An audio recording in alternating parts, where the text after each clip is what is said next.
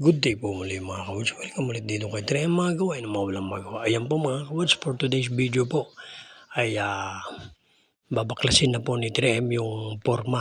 At siyempre dito ay inuuna niya muna yung mga improvised clamps niya po, yung full thread. Ayan po, no?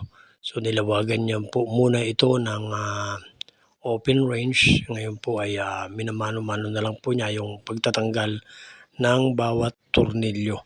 Ayan po, at isa-isa rin niya pong itinatabi sa kanyang bewang para na sa ganun ay hindi mangalat.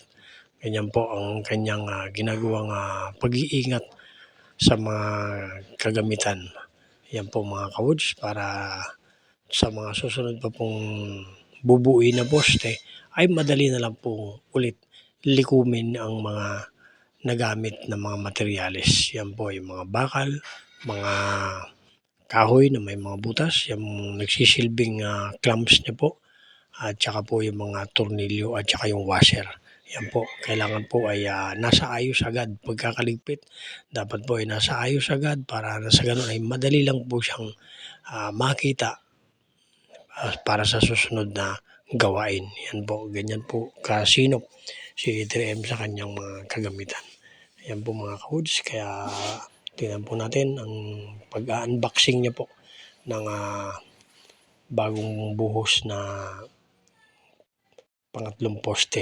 Ayan po mga ka-Woods, at makita natin kung libilado nga ba yung kanyang ginawa. Ayan po mga ka-Woods, at salamat po muli sa mga panonood ninyo, pagbibigay suporta ninyo, at patuloy lang po tayong gagawa ng ating mga videos. Makikita natin na talagang sipag at tiyaga lang po talaga ito, at solo lamang po si 3M na gumagawa. Si 3M po, paalala po sa lahat, ay hindi po siya karpintero, hindi po siya mason, pero bagay na siya ay masipag lang magtanong-tanong, mag-obserba sa mga gumagawa. Kaya po ginagaya niya at tinatandaan niya, katulad ng mga paghahalo, mga tamang timpla, at kanya naman pong nagagawa. Ayan po mga ka-Woods, inyo nang matutunghayan ang bagong poste ulit na nagawa ni 3M. Yan po yung pangatlo mga ka-Woods. Yan, at pag yan po yung matigas na, nakumpleto niya na yung 6 na poste, ay kanya nang tatanggalin ang mga kahoy na poste. Yan po mga ka-Woods. Ang silbi po ng mga ito ay magiging panggatong na lang. Ayan po mga ka-Woods.